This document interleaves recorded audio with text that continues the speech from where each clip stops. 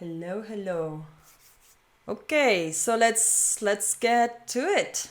Today we're gonna be talking about the main areas involved in the video game publishing process, right? That doesn't mean that it has to be done by a publisher, because nowadays there's a lot of video game developers that are doing the publishing side also for their own productions.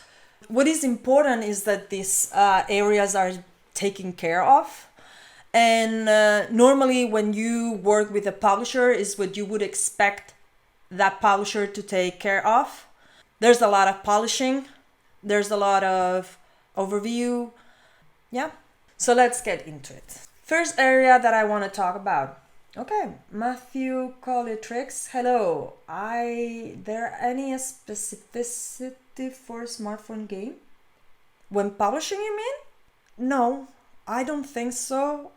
No, not when it comes to quality assurance and publishing, not necessarily.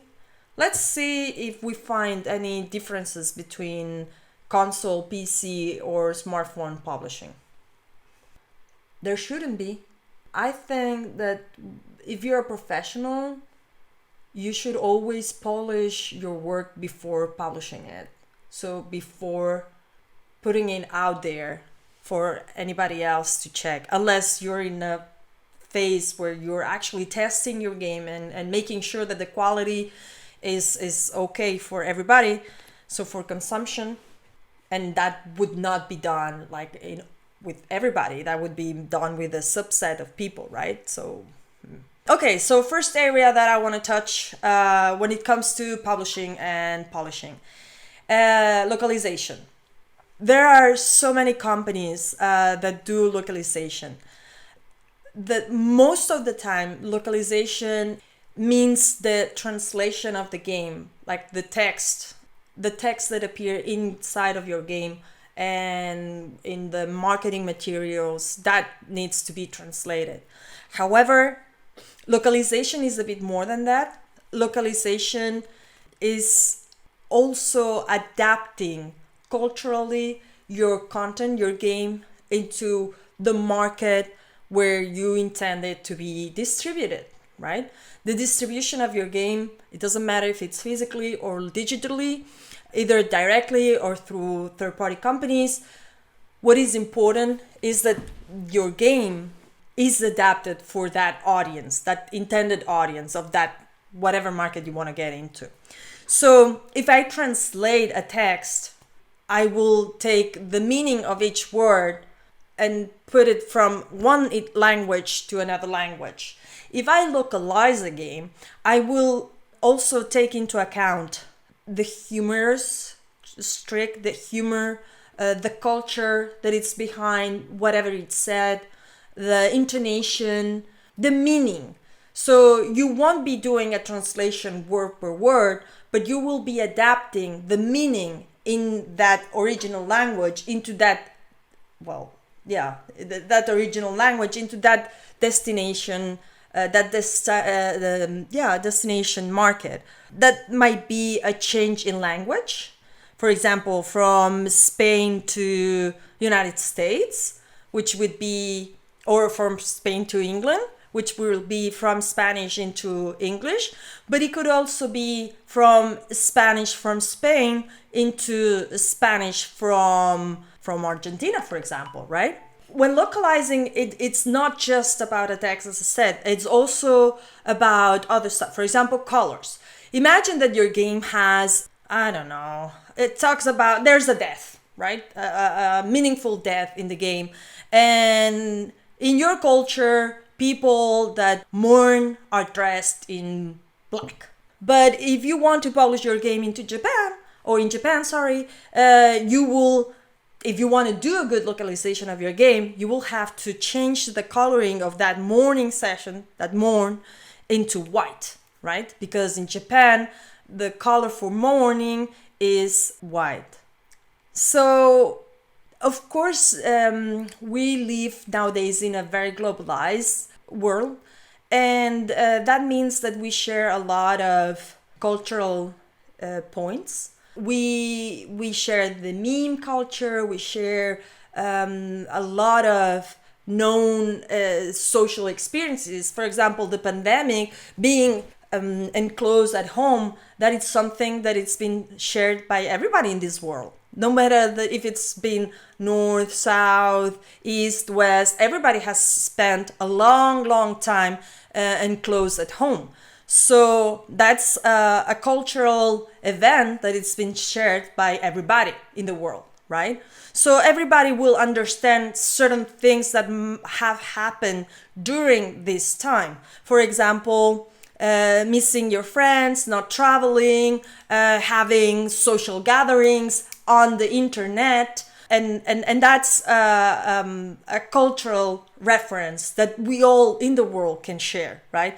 But those kind of events are traditionally or normally are not that widespread. So something that for me culturally is funny might not be funny for you culturally. And humor is really tied to the culture, and the expectation and tradition and knowledge. And I mean, humor is the hardest thing to do. However, it's the first thing that a lot of people try, because it is the fastest way to ingratiate oneself with someone else, trying to make them laugh. If you make someone laugh, they relax, you engage them easier. However, humor is the hardest thing to do when it comes to cultural relevance, because there are very few comics that are able to cross borders because of this. And in video games, there is a lot of people that do funny things because of what I just said, because if you make someone laugh, you will be able to ingratiate yourself with them, to connect faster. You will feel like you share more than you actually share if you make someone laugh. But it's super hard. And the trick thing is that to make someone laugh, you have to understand, or they have to understand you, and there has to be that connection. Why am I talking so much about this? Because that's the difference between localizing your game versus translating your game. If I translate a joke, it might not be funny in the destination language. However, if I localize it, it will be always funny. I mean, in Spain, we have this strong tradition of translating shows, TV, everything, film. We translate everything. And there are comedians, American comedians, or shows that are not as funny in Spanish as they might have been for Americans, right? And it's because the touch, the intonation, the funny on that comedian is completely lost while translated. That's not to say that Spanish translators are bad. On the contrary, they are really good. But, as I said, comedy is super hard to do.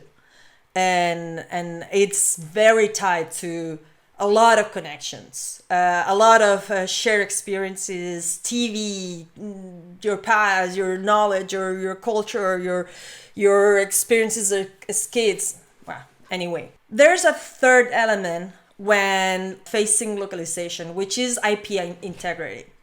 When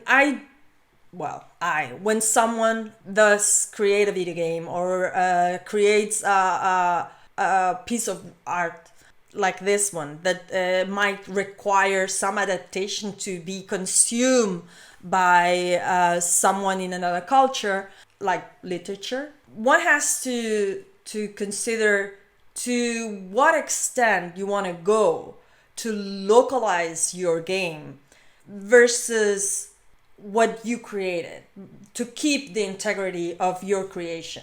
How far can you go, or how far are you willing to go in the localization process versus keeping the integrity of your own IP? And this is something that each one has to has to evaluate themselves, because no one can tell you what is okay and what is not for your own IP, for your own video game, right? Something that is very easy to imagine. Currently, one of the biggest and most important markets in the world is the Chinese market. So there's a lot of video game companies, and I guess any other industry, that want to get into the Chinese market. But hello, we have a very different back culture. And I mean people from, Europe and America, because Europe and America are very Euro-American centric when it comes to culture. We've been fed since the 50s American culture constantly. We are like bad copies of American culture shows, thoughts, moral. Anyway, yeah, of course, we do have our track, but we understand the American mindset. The Chinese mindset is very removed from us. And when you're trying to get your game into the Chinese market, you have to go through a lot of processes, steps that are so foreign for our European or American mind, that it is super hard to get into the market in the right way. I mean, going through the official lines, right? And not only that, but in order to actually go through those lines, you will have you the video game developer, publisher, it doesn't matter, you will have to go through a lot of changes, because there is a lot of things that are not permitted in the Chinese market, wherein the European or basically the rest of the world, it is allowed. For example, blood, it is completely forbidden. Skeletons are completely forbidden. So imagine, there are so few games that don't have any of those that they need to go into a lot of localization adaptation process in order to get into China. And let's check the chat, because I wanted to finish my thought before taking comment. So Noru says, a lot of jokes like puns often have to be completely rewritten. That's one we've definitely taken some hits on. Yes, absolutely. And Orchid says, the hardest puns to translate, movie references and quotes. Yeah, I mean, as I said, in Spain, we do have very good translators, but still, there's a lot that goes lost in translation. That, if you watch the movie in Spanish and you get acquainted with in a deeper sense, so because you lived in the States, or you're very immersed on the States culture, you watch that movie again, and then it's completely different. I mean, maybe even it makes you laugh in English, where in Spanish couldn't. And Moygood says, what are your thoughts in fan translations and groups like Clan Dilan? I think that it is great. I mean, fans can actually tell you whether the professional that you hire, because obviously as a developer or a publisher or a person, you're not expected to talk in all the languages that the world has. So I think that the best quality testers or assurance are fans, or groups like Clan Dilan or fan translations, because they can tell you, and we actually have had that experience where they tell you, hey, I love the game, but here in French, which is my mother tongue, the translation is really bad. Or in English, there's this misspelling, and I think that it's awesome. What that tells me is that I hired the wrong person to do the localization in the first place, and that I didn't provide enough information for them to do the adaptation that my game required, to actually translate and adapt the text the text in this case, to adapt it to the destined market, right? we at Avilite actually work with a localization agency that is specialized in video games. So they only do video games. So that helps a lot, because of course there is so many genres in video games that you can actually do a video game, or you can find a video game that is about whatever in the world. But a video game is a video game. So there is a lot of words, concepts, languages that we may be not even aware of, that are part of the culture and the subset cultural of video games. And working with an agency that is specialized in video games is super important to, to get checked, definitely get checked by fan translators, but that should happen less and less, where they are able to tell you, hey, this translation is weird. That might happen. I think that happens when maybe you are a bit tight on your budget, and you have to use tools that are not intended for that. Comes to mind Google Translate. Okay, I'm gonna tell an anecdote, kind of.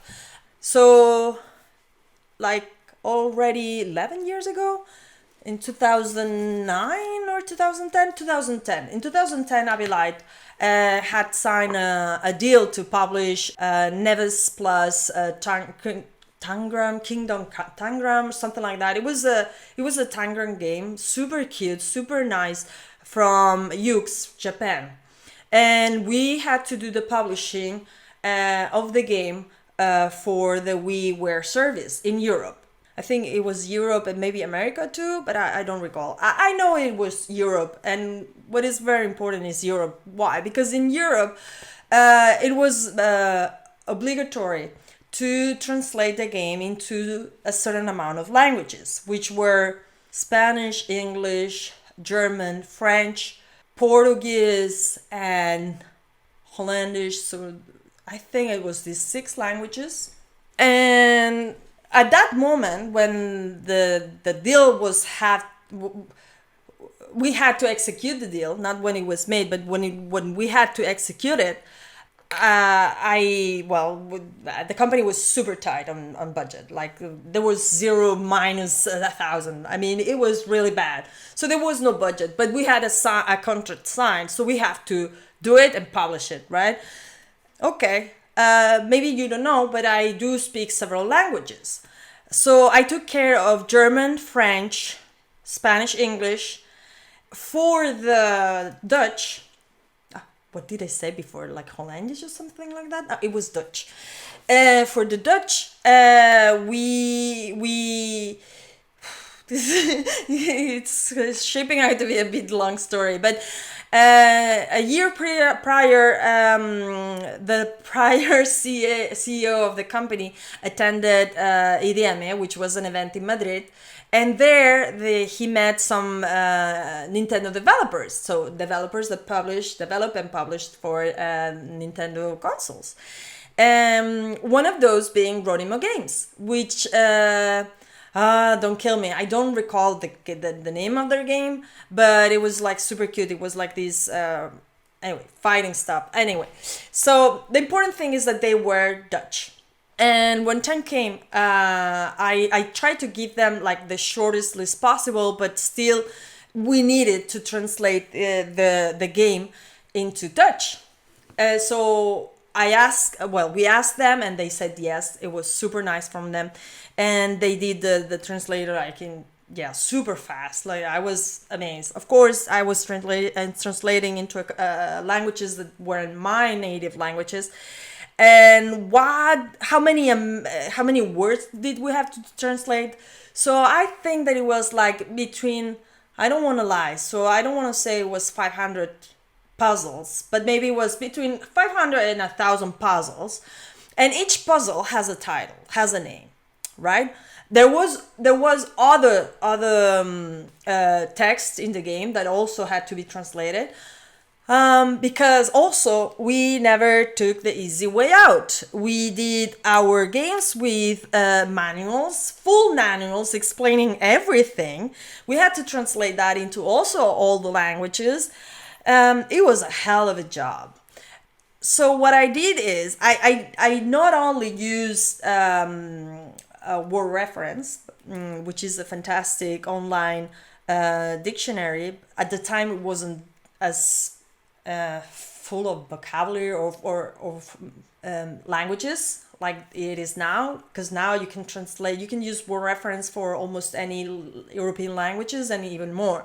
But back then, it wasn't that many. And so what I did use was Wikipedia. That was very useful for me because I would certainly know the Spanish word and the English word, but then for French and German, I tried my hand and also double check with Wikipedia to find the correct translation. So that's how that game got made. And that was because we had no budget whatsoever. So I had to do it actually myself. At the time, I wasn't the CEO of the company. I almost got in. So, yeah, definitely one has to budget for localization. Otherwise, use your, resources now are a lot better. Google Translate. I wouldn't translate whole text with Google Translate. I would recommend to, keep it. If you don't have a budget, just try to keep it as short and as concise as possible. Now there are not so many obligations to create text. That's I also recommend not to do games with lots of text, because you can calculate a text to be translated into major languages costing between 10 cents a word and maybe even less now, but around it. Per word translated. So that can add up a lot. I mean, I know games that have gone for like 20,000 euros. An indie game, 20,000 euros is crazy. Just on one language translation, not localization. Okay. So Naru asks, who decides where to localize? Publisher mostly or developer? Well, that depends. If you're a developer that is going to take care of the publishing, obviously the developer. And normally, localization is something that a publisher should take care of, because developer creates the game and has the creative direction. It depends. Again, there are no rules. And one has to check what the negotiation is, what the deal is, what the agreements are. But whoever pays for it is the one that decides where it's gonna be done. That's the fastest answer. If you, as a developer, know or work with a super good agency, maybe the publisher is okay to work with that. But I would say normally publisher would pay for localization, so they would choose where to translate. And as I said, important to have a budget. So Matthew Calitri, is it interesting to make a localization for an abstract puzzle game? If only the menu and rules are in English and everything else is abstract, for example, as in a Candy Crush. Is it interesting to make a localization for an abstract puzzle game? But you see that a puzzle, it might require less localization than other genres, because match 3 is a pretty basic concept. And you can explain with images, right? Or match 2.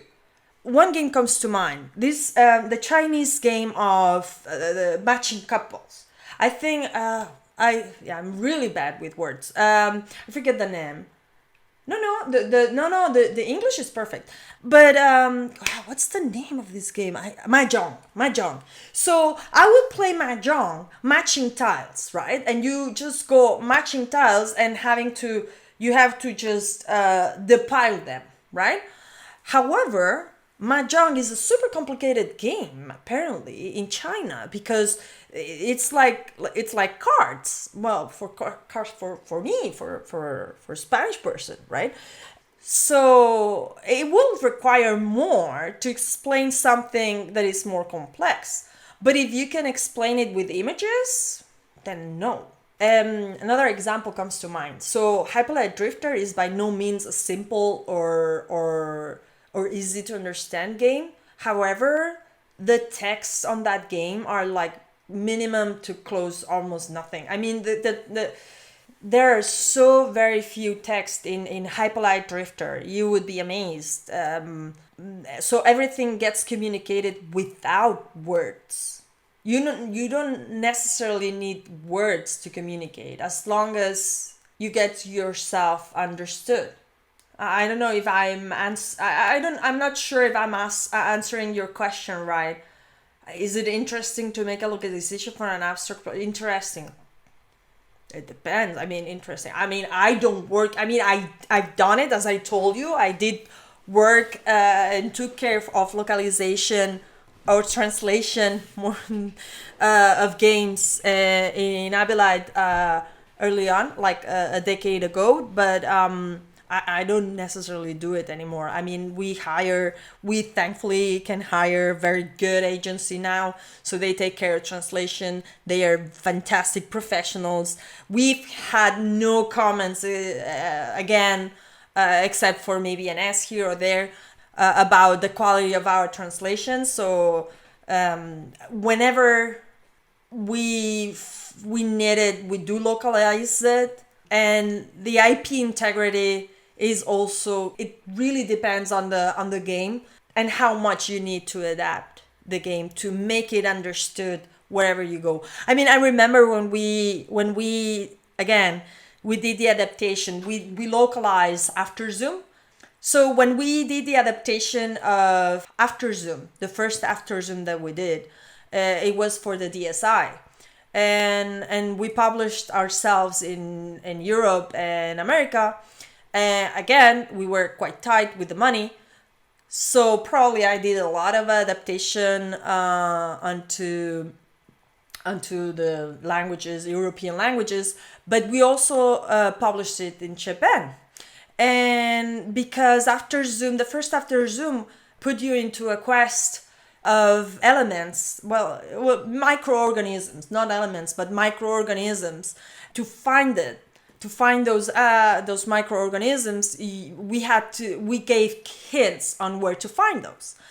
And of course, the game was color coded, but we were selling an adventure, right? We were selling a microscope and the fantasy. It was a fantasy, right? But in order to keep that fantasy going, those hints had to be adapted. For example, in Spain, a lemon is yellow, but in Latin America, a lemon is green.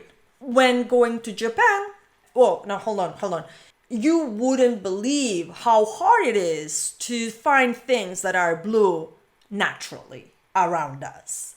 Blue was the hottest color to make hints about, because water is not blue, the sky is not blue. So the two big sources of blue in the world are actually not blue. So that's it. Anyway, when adapting the game for the Japanese market, we had to recode everything, right? And find, because the hints weren't go to check the yellow. No, it was more like this organism lives in the lemon trees, in the fruits of the lemon tree, something like that, right? Or you will find this organism hiding between the grass that grows in da da da. So was aiming towards go and find something green, go and find something yellow, right? And kids loved it. But again, to adapting the game for the Japanese market, we had to figure out how to convey those colors that were getting from common stuff around us into common stuff that would be around a Japanese player, right? So incredibly complex. I don't recall how many were there. I think it was like 50. So it wasn't like 1,000, but still, it was a lot of work and it was super stressful. Anyway, especially because I don't consider myself a game designer, but you do what you can. So, question: is there a point to use time and money for it? Okay, Matthew, you have to help me here. So, are you asking me regarding the translation or localization? So, are you asking me, is there a point to use time and money to localize? Well, for me, time is money. Because if I'm doing that, I'm not doing that other thing. So, time is money. For me, it's the same thing. However, if I am starting, I don't have to pay myself, although I have to be fed and I have to pay bills. But I don't have to pay myself versus I have to pay an invoice from someone else, right? Which I always do if it's fair. So, Matthew, help me. What do you mean with your question? Is there a point to use time and money for it? It is absolutely necessary that your game is understood as you wanted it to be understood. So I would say yes to the question. Then we have languages and cultures and their relevance. Yeah, exactly. Okay, got it. Yeah. So when localizing, also what you have to take into account that I think maybe Matthew was asking regarding this. You have to take into account that not all the languages are as necessary to start to get you going, right? Because of our DNA and where we come from, we're very still focused into guerrilla strategies. So I'm always thinking strategies that are going to be very budget wise and effective, which means what is going to be the most effective. So I'm always trying to work with the minds of my team, not with how much money can I throw and see what sticks. I rather do something smart than do something expensive. So when it comes to localization, we have to take into account what culture needs to be adapted my game into, and what languages. So as I said, Chinese is the most important, biggest market. But are you gonna be able to manage working in China or working with Chinese companies? I mean, it's so foreign. However, so you have to evaluate that, right? Are you gonna be able to do it efficiently? I mean, I would say work with whatever is closer to you culturally, because that's going to be most efficient, especially if you're starting, right? If you're already cashing in millions, who cares? Engage whoever you need to get into the market, because it's the biggest market, the most important market, and that's what you need to do. So if you're on a budget, definitely you need to do a little research on the game genre, on what is important for your game, where are your players, right? And you have to choose what languages, what cultures go first and what goes afterwards. So first you do you, because that's what's gonna be best, and then you do English. If you're listening to me, I guess you already know that. You gotta do English because it's our common language shared by everyone. So we are all butchering English as much as we can, but we get by. And then you tackle other languages. For example, if I do a simulation game of, I don't know, trains or something like that, I would most definitely translate it into Germany as my first option. Probably I would promote it profusely in Germany because Germans love simulation games. So I would definitely do that, right? If it's a puzzle, it doesn't matter because everybody likes puzzles, right? It's not like, oh, But if I do a manga game and I think that I'm enjoying it quite fine, I probably will want to translate it into Japanese. But I would definitely work with someone that can help me localizing the game, because obviously it's like trying to sell, I don't know, flamenco in Spain when you are from, I don't know, it doesn't matter where you're from if you're not from the south of Spain doing flamenco, for example, right? You're gonna get shit for it. So it is important to do it right. Yes, it is important to do all of them, all the languages and all the cultures at the same time. No, you have to choose. Check, check the world, check your game genre, your money, your budget, choose and take into account where your players are most commonly. I mean, of course, the States is a very big market and very important no matter the genre of the game, but at the same time, everybody wants to go there. So, maybe it is efficient. And I know games that have been very efficient, focusing on countries that are not the United States, and then once they get their ball rolling, getting into the States because they already have money to get into the States in a very secure, powerful way, right? Okay, and then management of the localization process. We have two subsets. We have in-game localization, which is the gameplay and the platform, how to say, mandates, needs, yeah. So platform specific localization means that every platform has its own established language for certain things. Most particularly are consoles, because that's the most closed and restricted area of game distribution, because they only have one owner and that owner decides everything in their platform. So definitely check their, what was the name? Approved words. It had a word for it. I don't recall. It's too long ago. But definitely they have their own nomenclature for things. I mean, you have to check. You have to check how they want everything called. And once you have that clear, then you go into localizing the game. Obviously, in the gameplay, you are more free to decide what you want and how, because it's your game. And only when referring to the console or to the hardware, you will have to pay attention to the console owner or the platform owner of your choice. And then you have the marketing assets, which is images, text, video, and sound sometimes.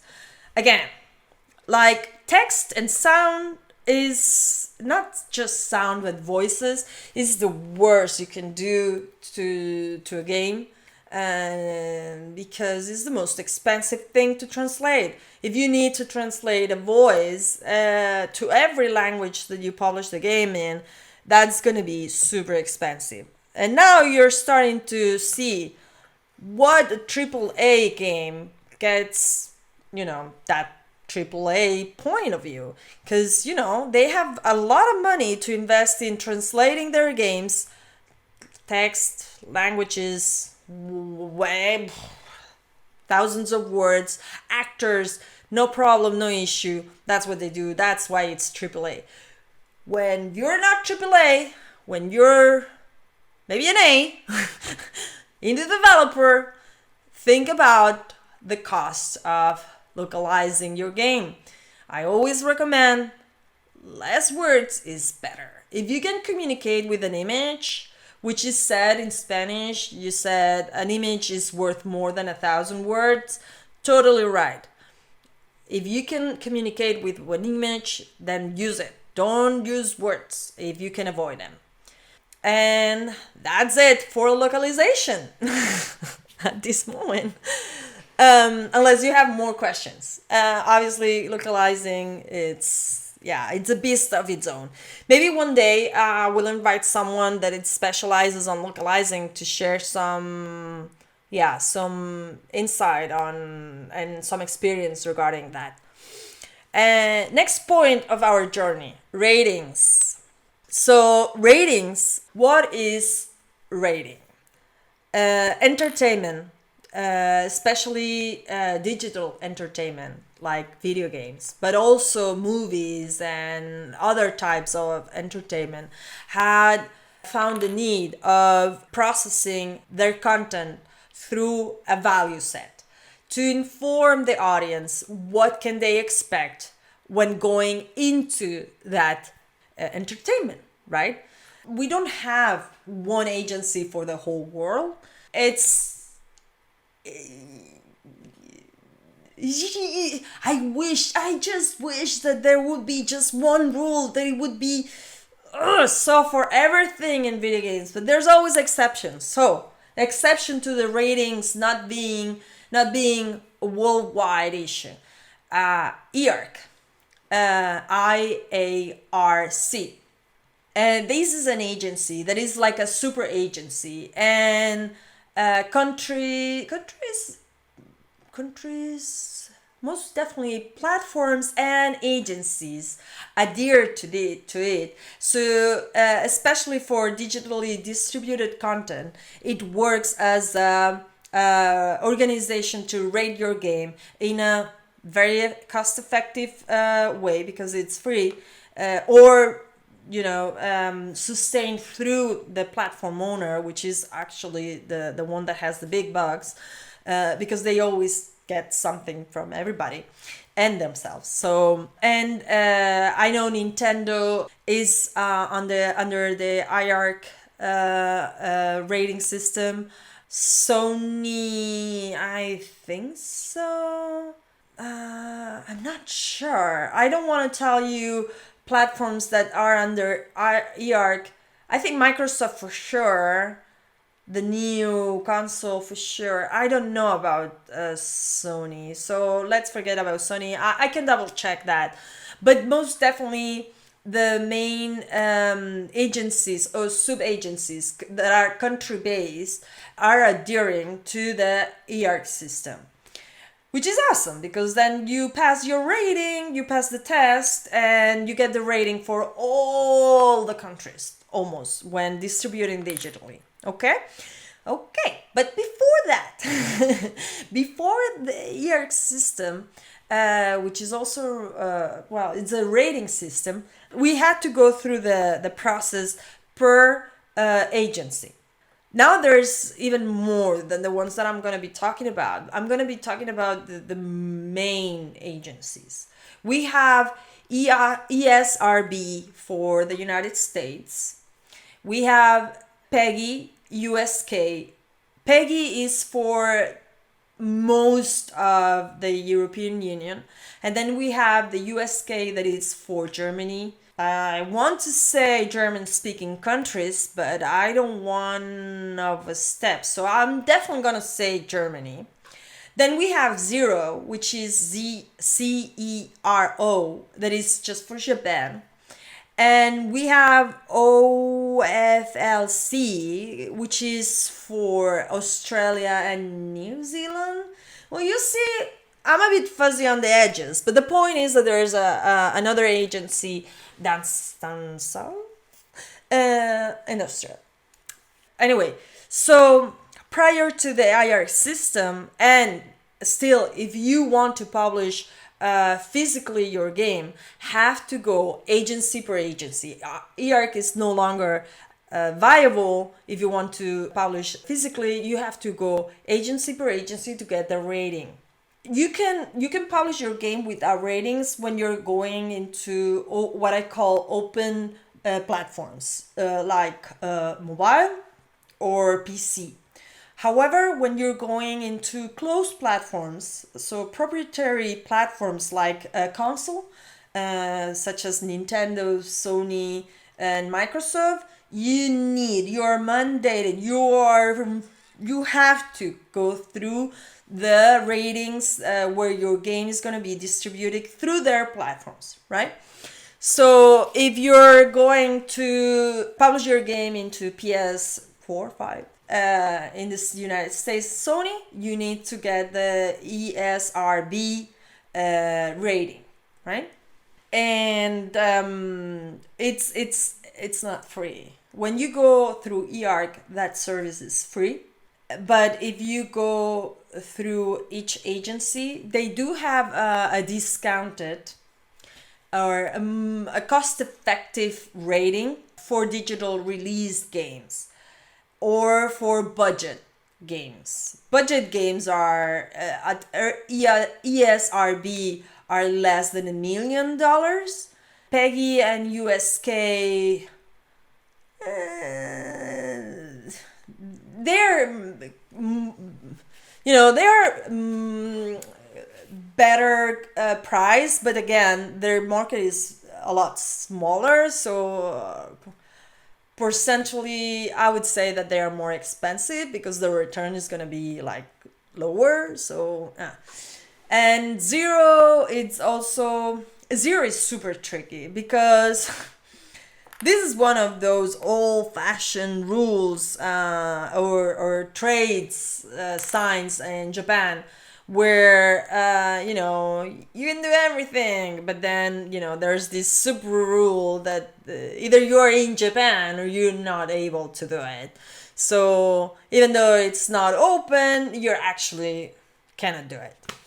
I don't recall how expensive it is. I don't think it's that expensive, zero, but the tricky thing is that you actually have to be in Japan physically, or have to, I think maybe not physically, but at the end of the day you have to have an address in Japan, or the company has to have the address in Japan, or there's something like that.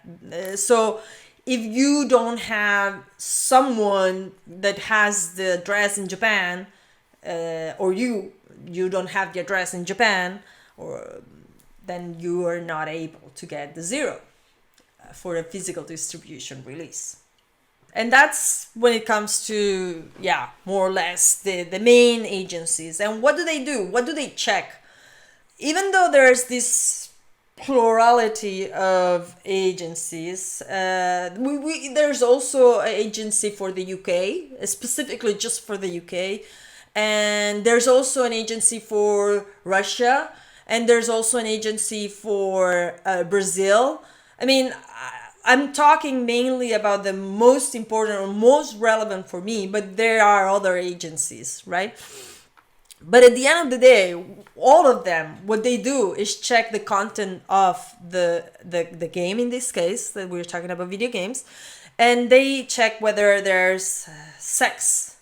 Sex in direct sex, reference, nudity, actual sexual innuendo, even humorous, everything that is sexual, they check. Is there violence? What kind of violence? Is it against people, humans, non-humans, or things? Is it real, figurative, or is it like not really? Sex, violence, alcohol, and toxic substances consumptions. Is it shown, or is it inferred, or is it encouraged? They check that too. Language. Is there swear words? Is there basically bad language in the game? What else do they check? Blood and corpses and gore. They check that too. Religious, so politics and religious. Is there like apology? No, not apology. That's a false friend. Is there like encouragement of certain views or certain stances in the content? They check that. I think that they do check other stuff, but it's not coming to mind.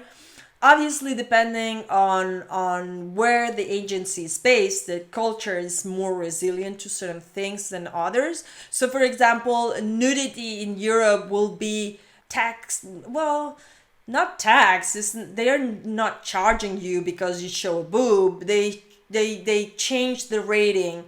They consider, so the rating at the end of the day, what it says is, okay, this content is suitable for people under or over 18. This content is suitable for people over 16 or 13 or 9 or 6 or 7, or for everyone, or for more than 3 years, you know. That's what they do. They tell you with the age number, and then with some words, like sometimes if there's a lot of blood and it's like, okay, it's substantial, then you will have to add that modificator to the rating, right? So not only will be for over 14 years old, but also because of violence or blood or mild sex or mild violence or whatever, right? So all of the agencies check on these issues, and depending on where they are based, they're gonna be giving you a higher rating. Higher rating means that you have to be older to access it, yeah, to access that content. And mind you, the content that's gonna be requested to get these ratings is content that are able to enforce age ratings. What I mean by that is, if a game has an age rating of 18 plus, you have this rating in your game, and you publish your game at Nintendo console, almost nobody is going to be able to play your game, because, well, I know with the Switch there's a lot of adults using the Switch, so it might have changed a bit, but traditionally Nintendo consoles are consoles for family consumption.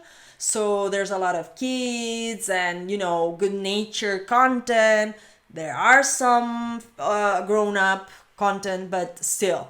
So your market shrink, and they because the console is theirs, they can actually enforce, and they ask what the age of the consumer, the main consumer is, or the main player is, so they can actually bar your content to the audience that they have on the platform, right?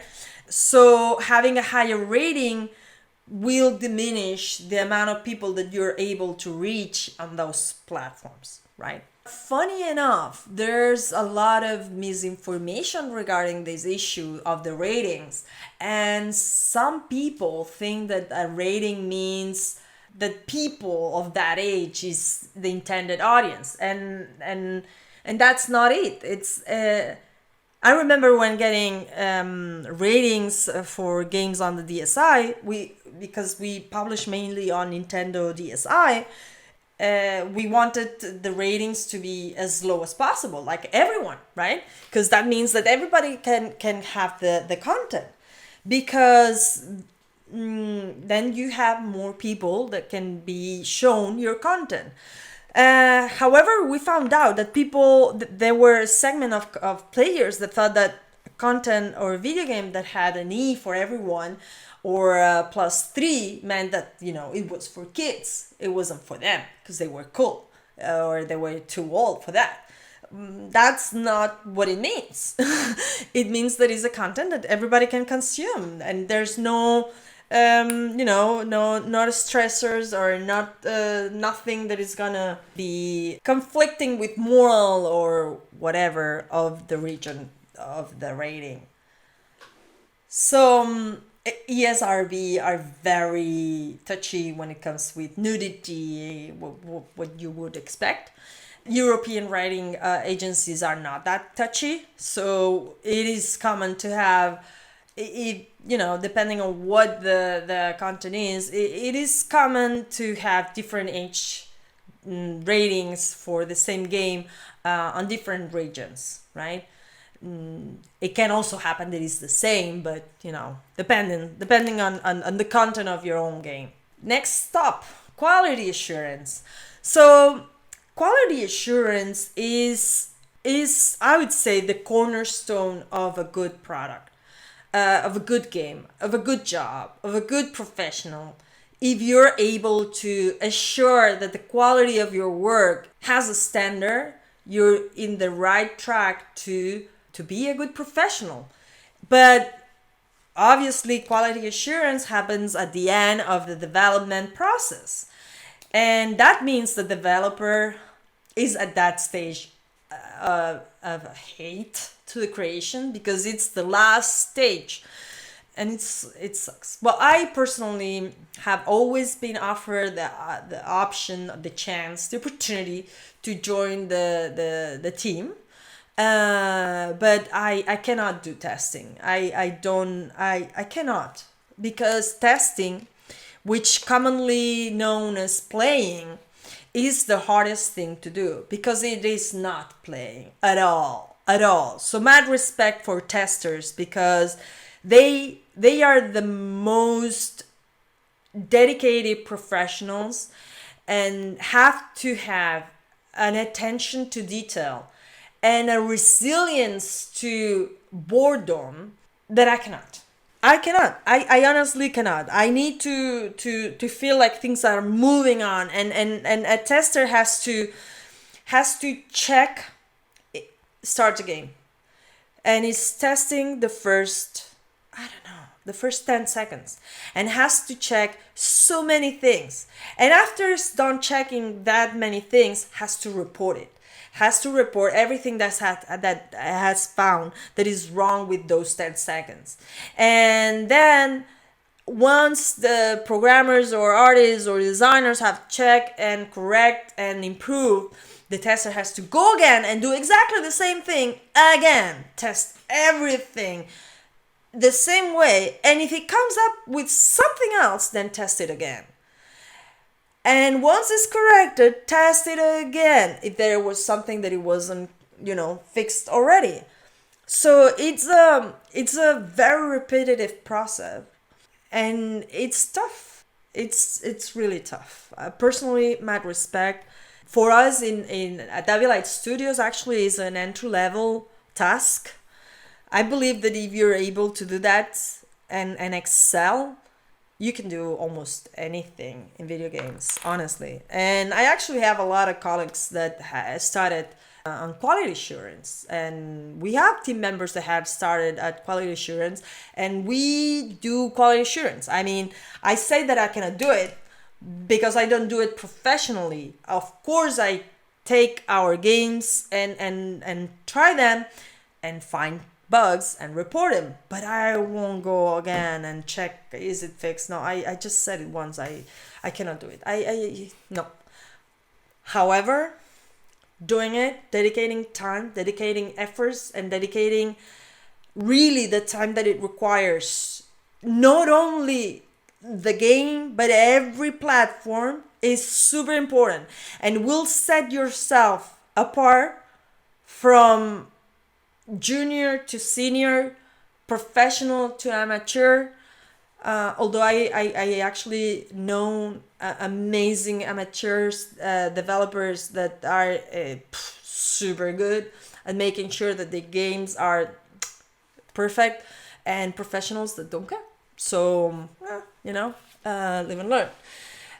Testing has to be done by the main team, of course, because you're the first person that has to, get the feel of it. But it has to be, I think it's very important that also a third party that is not involved with development has to check your game. I mean, it can be an internal team, but it cannot be the same people that have been creating the game. Because when you create something for no matter how long enough, you're gonna be viced. You're gonna be clogged. Your brain works that you don't see the mistakes that are just there, and you need, as a creator, someone else to tell you, okay, this is wrong. And when they tell you, sometimes you say, oh my god, I knew it, but I never seen it sometimes, or I saw it once and never saw it again, but it is there. So it is important that either, if you're doing it in-house, that you have someone that is not inside or all the time connected with that project, or to that or that process, or you engage someone, a third-party company that does this. There's also a lot of companies doing quality assurance in the video game industry. I also have, well, maybe we can, when I start doing interviews in this time, I will most definitely have someone that is doing this professionally for other companies, and we will be able to, ask away how do they deal and how do they do it for other companies, which is, I imagine, quite complicated. So we have also several types of testing. I want to say that the easy testing is the artistic, the design. Like, I don't like this. This is not fun. This is easy. This is very easy to test, to check. Obviously, if something graphically is not working, then it's obviously easy to see and report.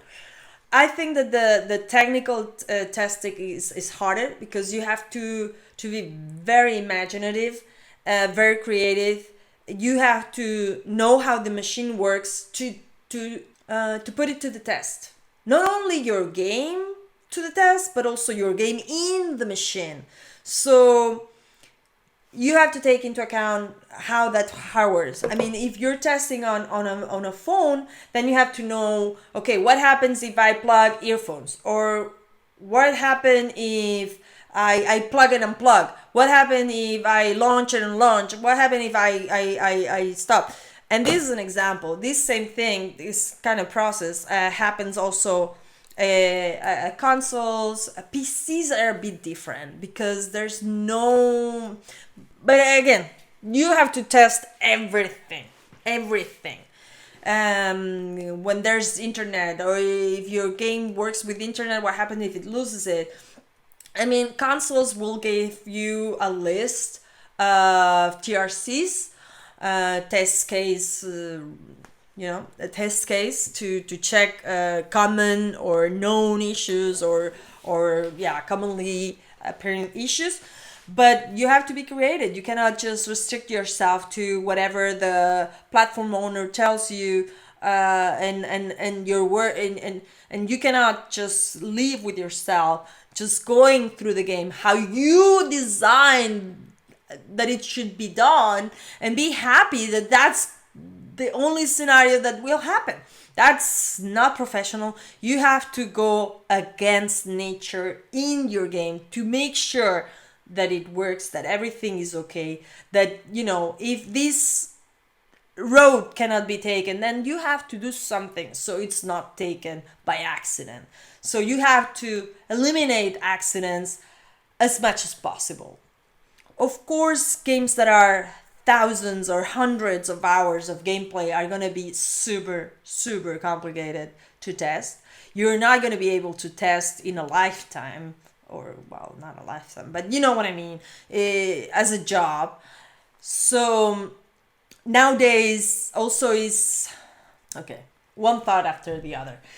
Games that are hundreds of hours are super hard to test. So we have to be understanding that it would require an immense amount of money to test to a full deep certain games. For example, AAA comes to mind. These are very, very complicated games to test, because they are super big, super full of resources. There are so many elements. It's so incredibly complicated that one has to understand that it is normal that at first there's gonna be more issues than after a while, where hours have built up thanks to the users and players that have played and reported either automatically or report actively to the game developer.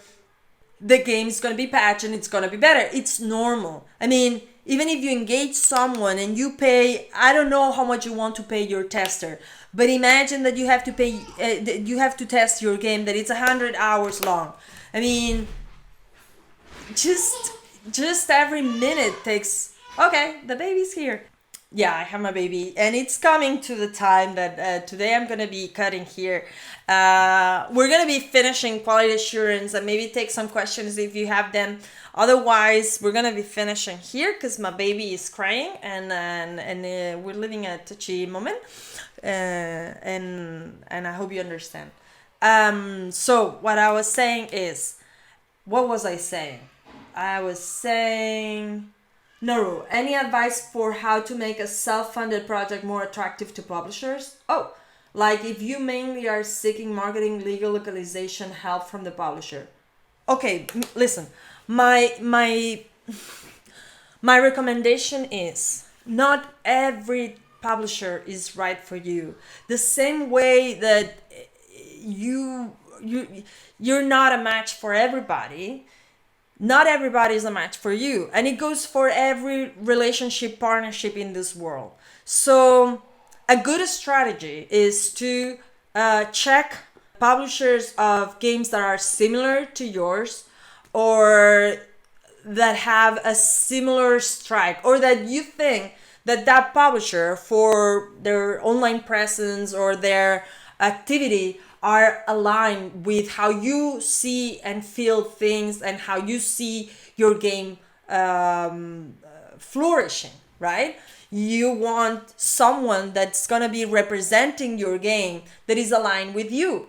So if your view is aligned with the publisher, then both visions or both outlooks are gonna be closer together, right? So that is a very good way to have a chance to meet a publisher that is gonna be interested in your game. If I do a pixel platformer and I want King, the Candy Crush developers, publishers, to publish it, probably it's not gonna be a good match, right? You see, this is very obvious. But the same thing goes for other genres and other stances, you know?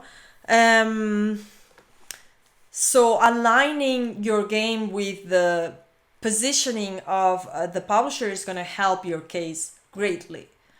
I'm thinking, I mean, a self-funded project is, I would think, is attractive to a lot of publishers. And actually, what you're asking, marketing, legal, localization, that is something that definitely goes into what Abilite provides. How to make a self-funded project more attractive to publishers. Definitely need to be a publisher that is aligned, you know, your game is aligned with them, or their stance, or, you know, do a good presentation. What is a good presentation? You know, I actually have in mind for the near future a talk about pitching. And for that, I actually want to invite a dear friend of mine and a person that has been checking pitches for a long time. Because pitching is a freakishly art. So Naru says, I haven't actually reached out any publishers yet, but we're waiting to do that soon. Yeah, good advice on being well aligned. Yeah, absolutely. And you know, do a pitch. And even though I'm planning on having a guest to talk about pitches, I would definitely say that your pitch should have a short intro of the team. Who are you? What is your game about? What are you looking for? The game, what stage in development is? When are you planning on releasing? What platforms are you wanting to release? Don't use a lot of words. Always think less is more. If you're able to convey your message in fewer words, do it. People don't read. We people are very visual, so use that. The more you're able to communicate with feeling, with images, and in a pitch, you have to start doing that from the first slide. The first slide has to convey everything. so it's I'm telling you guys, pitching is a nightmare. uh, and yeah, definitely we will talk about it in these sessions, and I hope that we will be able to have my intended guest for that. I will let you know. It's gonna be awesome. And guys, if you don't have any other questions, I think that quality assurance is almost done. Testing necessary. Testing is the seal of of good professionalism. There's several types of testing: artistic or technical. Technical is tricky and it includes localization, checking, that everything checks out well, the platform requirements, program, and other like program related with graphics. Um, so I think that this is a good spot to finish. What we have ahead of us is certification, pricing, public relations, marketing, and yeah. So I'm gonna finish here.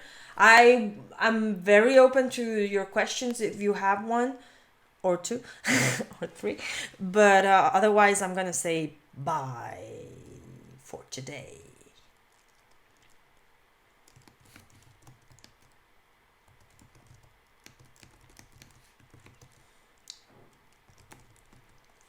Bye, Matthew. Thank you, Naru. Thank you, guys. Flat voxel. You haven't asked anything. Yeah, true. I forgot. We have a Discord group, no server, so you can join and yeah, and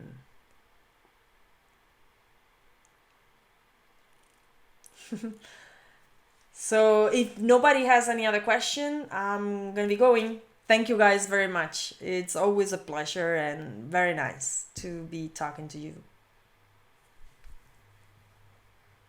Hold on.